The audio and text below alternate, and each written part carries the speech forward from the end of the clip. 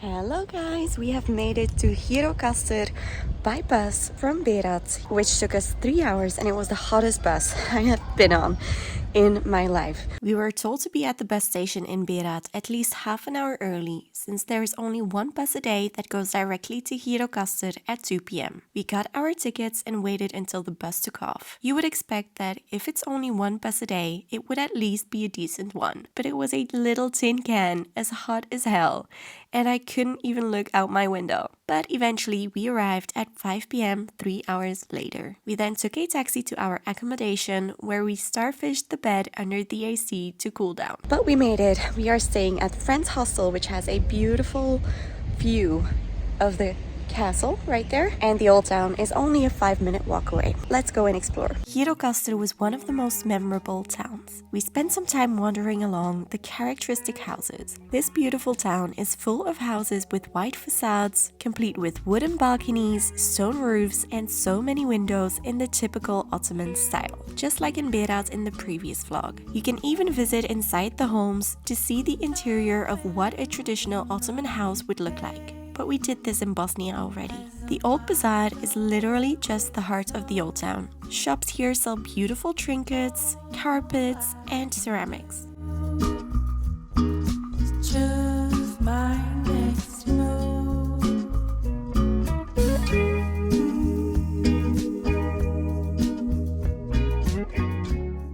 We stumbled upon some €2.80 ice-cold half-liter beers, and no beers have been the same after these. We had quite a few during our time here. The grill house next door, Old Town 13, served some delicious affordable food as well. After lunch, we visited the Nostalgia Tunnel for €1 each. It was built after World War II and it stretches around 70 meters into the side of the hill. You can find artifacts here dating back over 3,000 years. Every step takes you deeper into the past along everyday items that reflect the soul of different generations. There are tags indicating what is what from the Byzantine Empire to the Ottoman period and even Albania's communist era. They play old household videos and propaganda videos from the communist time at the end of the tunnel. From here, you can start walking up to the beautiful fortress that sits high on the hill. It is a UNESCO World Heritage Site due to its historical importance. The Gjirokaster Castle was built during the 1300s and bears the name of Princess Argyro, who jumped from the castle clock to escape the Ottoman invaders. What we loved most about our visit was the scenery. The town is surrounded by mountain ranges and towering ridges, and the fortress is the best vantage point to take it all in.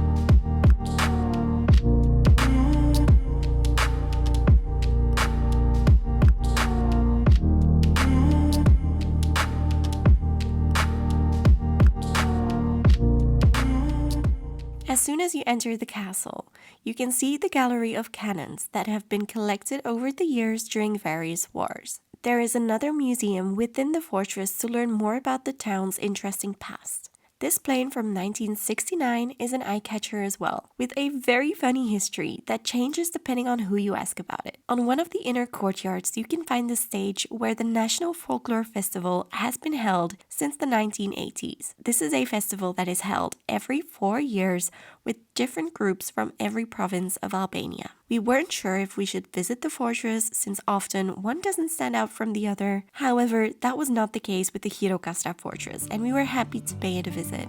We walked back down and grabbed some much-needed refreshments. In the evening, we decided to treat ourselves to a few affordable cocktails and a delicious meze platter, including the local rice balls. Komiteti Bar had great service and a wide range of raki flavors, which we had to try. The next morning, we headed to the bus station again to take the bus to the Albanian coast. We got the 11 a.m. minivan to Saranda. There are 3 morning buses and 2 afternoon ones. The scenery along the way was stunning, and after 1.5 hours, we were dropped off in a random street in the Saranda city center. However, it was only a block away from where we picked up our rental car. Once we got it, we navigated our way back out of the city and headed to the Blue Eye. We could have gotten off here on the bus along the way, but then we would have had to carry along our luggage. It was super busy and tricky to get a parking spot, but we found one. I would recommend renting one of the scooters to make your way to the Blue Eye because it's a long, sweaty walk from the entrance to get there. Another bit more costly option is the little train which takes you there and back. The Blue Eye, or Gjirokaster, is a crystal clear emerald pool created by a natural spring. To avoid the summer crowds, it's recommended to arrive as early as possible in the morning, but to enjoy the colors fully,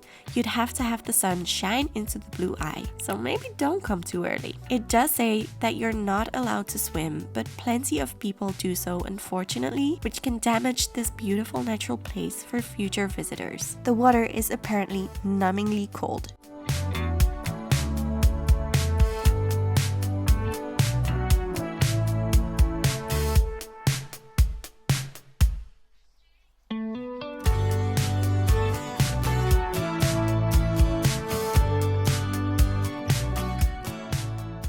After a short visit, we headed back in the direction of the Albanian Riviera. We wanted to have a look at the popular beach bars in Samil and the 4 small islands on the coast. However, there was no parking anywhere. So instead, we headed straight to Himare with a lunch break underway. We stayed in a private room at Himara Hostel, which was beautiful. However, it did not have AC, so we were dying all night. It did include a great free breakfast where we met lots of cool fellow travelers. Himare is another beautiful beach destination, but far less crowded than Saranda or Samil. Most beaches along the coast are packed with parasols and beds and are hard to park at, so we signed up for a sunset boat tour to see the coastline in a more effortless way. The whole boardwalk is full of companies selling these tours, and we spent 25 euros each, bringing our own drinks along, ready to cruise along the coastline. They did provide a cool box to put our drinks in.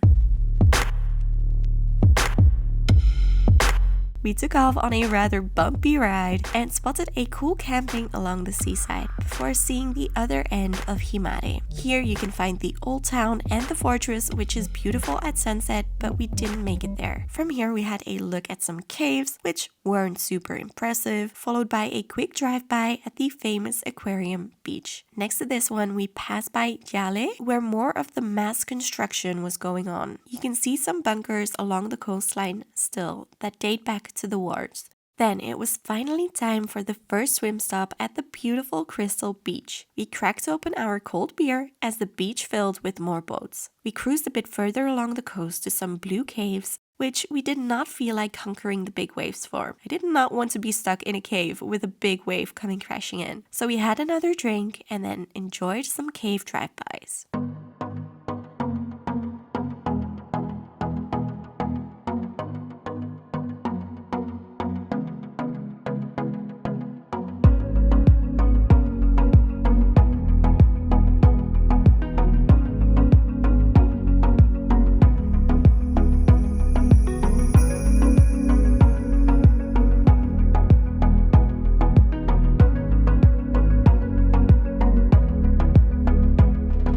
We saw Gipe Beach and the canyon leading to it from a distance. This is a beach that I would have loved to explore from land if we had more time. Then finally we reached the final beach of the day, Pirates Cave Beach.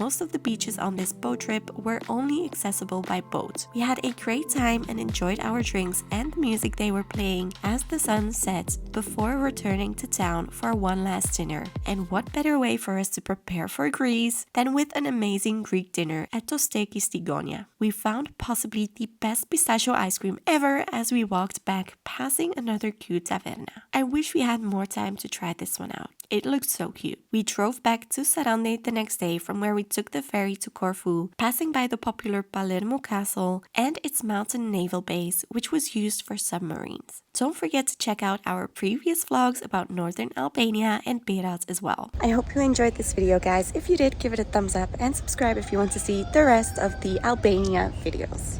And then I hope to see you in the next one. Bye!